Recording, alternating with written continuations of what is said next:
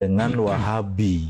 Memang sangkaan mereka apa sih Ustaz? Paham? Ya, isu-isu dari mulai awal itu kan takut semua madhab itu dilarang. Karena Wahabi itu kan anti madhab. Oh, isunya Padahal gitu. nyatanya kan tidak benar. Mereka itu Hambali. Kutipan para imam Dan yang besar. Hambali itu dikatakan oleh Profesor Dr.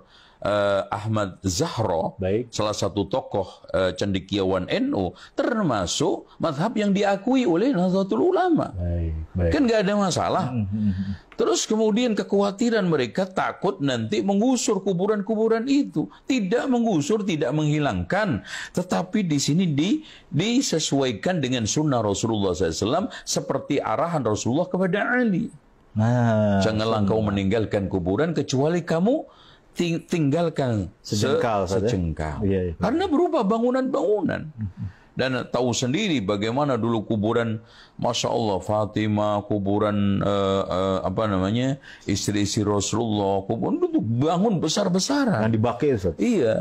Terus kemudian kuburan Rasulullah, Abu Bakar, Umar juga, Masya Allah, besar sekali. Nah, ini dia. Artinya berarti pada masa Syekh Muhammad bin Abdul Wahab sebelum gabung sama Muhammad Ibn Saud, pemahaman di sekitar Jazirah Arab itu apa Ustaz? Firqah pemahamannya Ustaz? Nah, kalau kita melihat fakta ketika itu kan Mekah Madinah itu dikuasai oleh Syarif. Nah, turunan Rasulullah SAW, orang-orang sufi. Baik. Nah, itu. Makanya di antara yang menjadi imam Masjidil Haram dan juga khatib adalah Al-Barzanji. Itu. Yang disebut-sebut. Iya, yang mengarang kitab Al-Barzanji, Manaqib Syekh Abdul Qadir Jailani yang namanya Al-Nurul Burhani. Itu mereka menjadi khatib di sana. Makanya di sini ada bersinggungan ketersinggungan.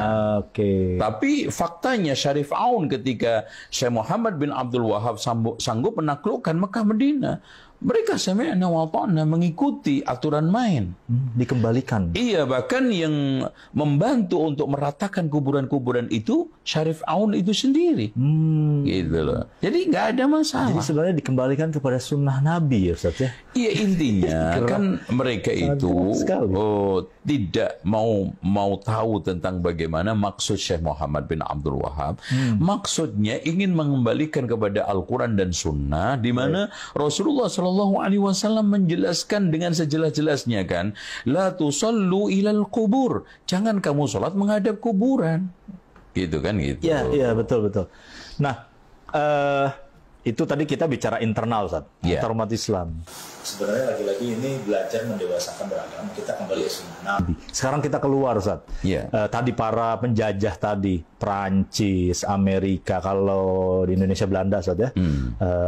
Nah, ini mereka ini sebenarnya apakah kehabisan akal atau kehabisan taktik untuk memerangi kaum muslimin ini sehingga bangkit mereka, kaum muslimin ini habis itu dipukul mundur dengan isu-isu adu domba? Bagaimana Ustaz? Ya memang kita tidak ingkari ya bahwa politik divide et impera atau belah bambu itu dari masa ke masa itu masih efektif. Ya, dan itu jelas.